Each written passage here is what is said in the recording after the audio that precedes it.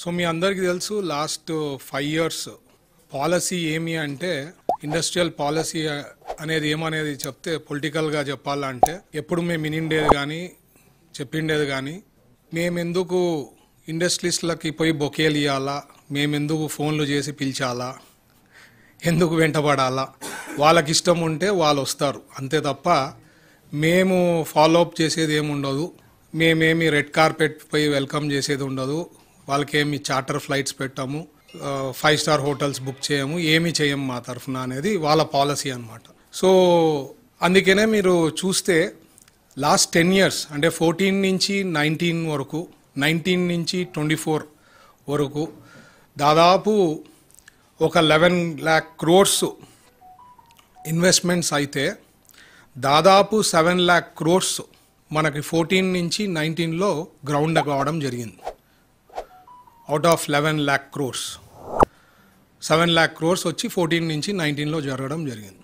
అలాగే ఎన్నో కంపారిజన్స్ చేస్తే ఏపీఐసి ల్యాండ్స్లో కానీ దాదాపు 14 నుంచి 19లో దగ్గర 14,000 ఎకరాలు ఇండస్ట్రీస్కి కేటాయించడము, వాళ్ళకి ప్రోగ్రెస్ చేయడము, లేకపోతే వాళ్ళు బిజినెస్ ఇండస్ట్రీస్ పెట్టడం అవి జరగడం జరిగింది. అదే 19 నుంచి 24లో చూస్తే 6,700 acres, బట్ దాంట్లో ఎన్ని గ్రౌండ్ అయిందో దేవునికే తెలియాలన్నమాట. సో ఇట్లా కంపారిజన్ టు 14 to 19 చూస్తే చాలా వరకు అన్ని డిక్లైన్లోనే ఉండిందనమాట, ఏది కూడా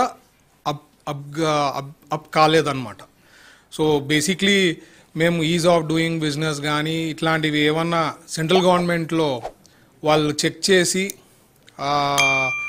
ర్యాంకింగ్ ఇచ్చేవాళ్ళు. సో నేను అడిగిందనమాట, ఎట్లా సార్ ఇట్లా ర్యాంకింగ్ వచ్చేది అంటే, మన ఆంధ్రప్రదేశ్ గవర్నమెంట్కి లాస్ట్ 5 ఏళ్ళు ఏం పని లేకుండా కాబట్టి వాళ్ళు ఎంతసేపు ఆ పేపర్ వర్క్ చేసి క్లారిటీగా ఇవ్వడంతో ర్యాంకింగ్స్కి వచ్చినాయి, కానీ రియలిస్టిక్గా ఏవి కూడా జరగలే. లైక్ ఈజ్ ఆఫ్ డూయింగ్ అనుకోండి, సింగిల్ విండో అనుకోండి, ఏవి కూడా పక్కాగా ఏమీ జరగలేదన్నమాట లాస్ట్ 5 ఇయర్స్లో. సో ఇప్పుడు ఫర్ ఎగ్జాంపుల్ సింగిల్ విండోలో మనకి వేరే చోట యాక్ట్ ఉంది, యాక్టే కాకుండా రివ్యూ మీటింగ్స్ ఉంటాయి. ఒకవేళ సింగిల్ విండోలో క్లియరెన్స్ కాకపోతే వాళ్ళపైన కన్సర్న్డ్ అఫీషియల్స్ పైన యాక్షన్ తీసుకునే విధానం ఉండేదన్నమాట. ఇక్కడ పేరుకి సింగిల్ విండో ఉండేది కానీ ఎప్పుడు కూడా సింగిల్ విండో క్లియరెన్స్ కావడం కానీ ఏమి కూడా అయ్యేది కాదు. సో 14 to 19 నుంచి ఎట్లా డెవలప్మెంట్ అయ్యిండేదో, ఇంకా ఎప్పుడైతే జనరల్గా గ్రాఫ్ పెరగాల అట్లాంటిది డిక్లైన్ కావడం జరిగింది. చాలా దారుణంగా 5 ఏళ్లలో డిక్లైన్ కావడం జరిగింది. సో ఇన్సెంటివ్స్ కమింగ్ టు ఇన్సెంటివ్సే తీసుకోండి. ఇన్సెంటివ్స్ కూడా దాదాపు మనకి 14 నుంచి 19లో మనకి చాలా వరకు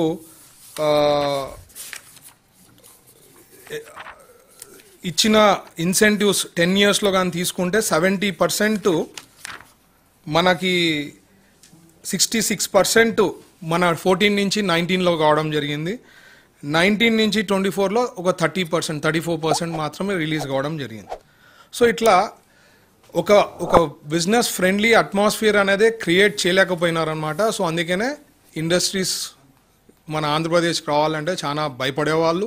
చాలామంది కూడా ఒకవేళ ఎక్కడైనా ఇండస్ట్రీస్ ఇనాగ్రేట్ చేసినా కూడా మినిస్టరు ఎవరిని పిలుచుకునే వాళ్ళు కూడా కాదనమాట. ఎక్కడ పిలిస్తే మా షేర్లు ఎక్కడ అడుగుతారు, ఎక్కడ పర్సంటేజ్లు అడుగుతారు, లేకపోతే మీకు ఇంత బాగుంది కదా మాకేమి ఇస్తారు అని చెప్పే విధానం ఉండేది. కాబట్టి కొన్ని ఇండస్ట్రీస్ స్టార్ట్ చేసినా కూడా వాళ్ళ ఇంటి వరకే ఏదో పూజ చేసుకొని కంప్లీట్ చేసేవాళ్ళు అనమాట.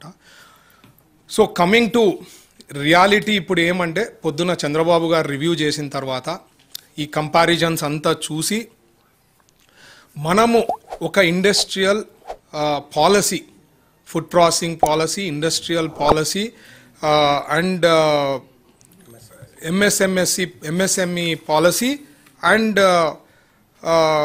Cluster policy, industrial cluster policy, ఈ పాలసీస్ అంతా కూడా బెస్ట్ ఆఫ్ ది బెస్ట్, ఇండియాలో బెస్ట్ ఆఫ్ ది బెస్ట్ పాలసీని మనం ఆంధ్రప్రదేశ్లో తేవాలా.